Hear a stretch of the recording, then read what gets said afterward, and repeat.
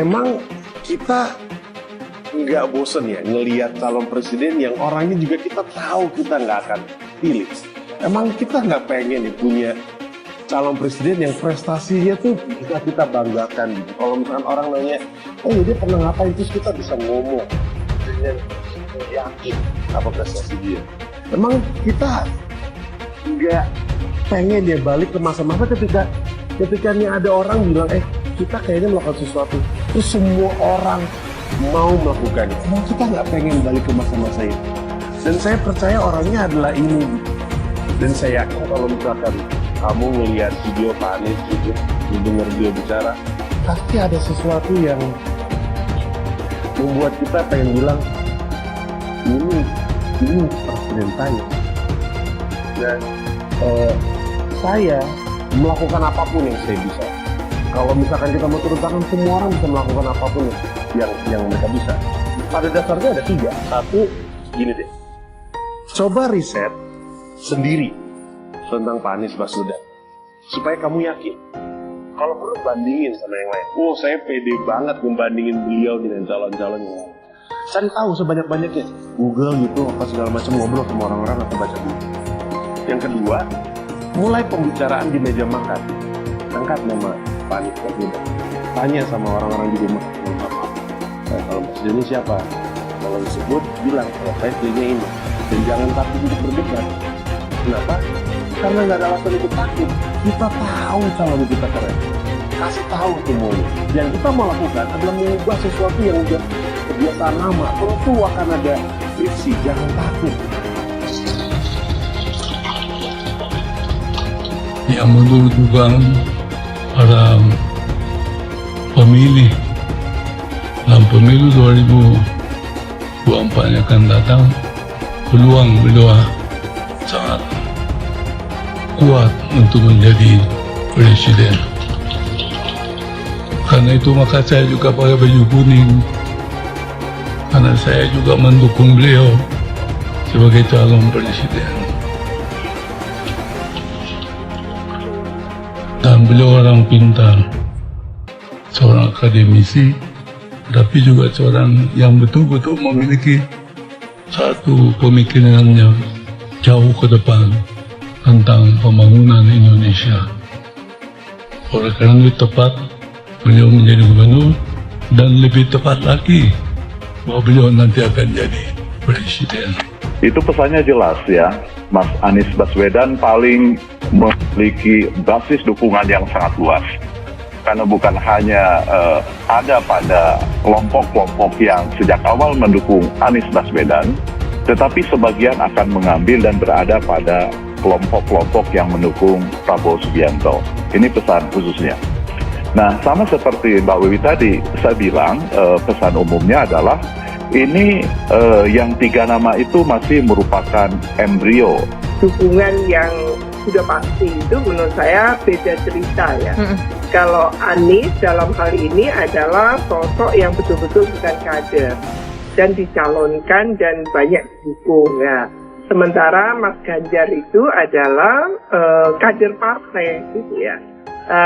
Cuman di partainya tidak dilakukan konvensi ya, dan kemungkinannya memang bukan Mas Ganjar yang didukung kan gitu ya. Saya membacanya kuat arah itu ke Puan gitu ya, ke Mbak Puan kan gitu. Nah, 2 sosok yang berbeda seperti ini menurut saya memang tentu ya preferensi atau perilaku pemilih tadi itu yang penting. Saya melihat ada arah yang beda dari para pemilih-pemilih ini. Apalagi eranya sudah sangat digital ya sekarang itu. Jadi memang ada keinginan yang luar biasa gitu ya dari orang-orang muda, pemilih pemula, pemilih muda itu. Keinginannya untuk katakan ya ada kepemimpinan baru, sosok baru kan gitu ya. Seperti animo waktu 2014 yang lalu ya, ketika Pak Jokowi menjadi calon muda kan gitu ya waktu itu. Dan semuanya termasuk almarhum Pak Habibie gitu ya, wow, kepinginnya.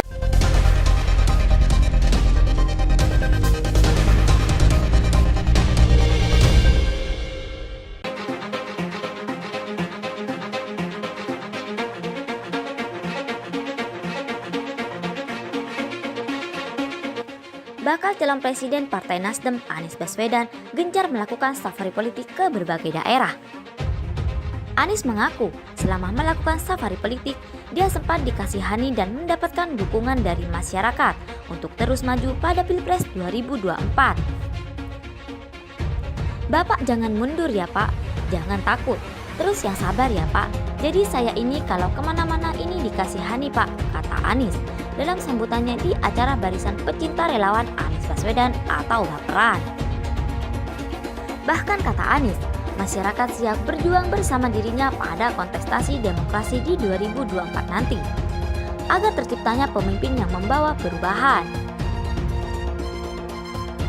Perlu saya sampaikan di sini bahwa dari perjalanan kami ke beberapa tempat, baik itu di Sumut, di Aceh, di Sumbar, di Riau kemarin, di Papua, dan kemudian tadi pagi di Sulsel, keinginan perubahan luar biasa menggelora di mana-mana, ucap Anies.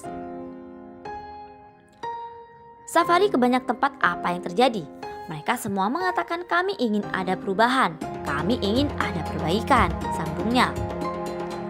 Sehingga Anies pun dalam perjalanan safari politiknya tidak membawa visi dan misi, melainkan membawa rekam jejak selama memimpin DKI Jakarta. Dia mengakui bahwa masyarakat di berbagai daerah pun menginginkan pemimpin yang memiliki rekam jejak, bukan hanya sekedar visi dan misi. Kami berkeliling bertemu, saya ingin sampaikan di sini, karena kalau yang kita di Jakarta sudah ngobrolnya panjang. Biasanya saya kalau ke daerah cerita, yang dikerjain di Jakarta apa, hasilnya seperti apa, dan kita mau menawarkannya, bukan visi misi yang kita tawarkan, adalah rekam jejak untuk menopang visi, karena visi sama misi itu khayalan, ujarnya.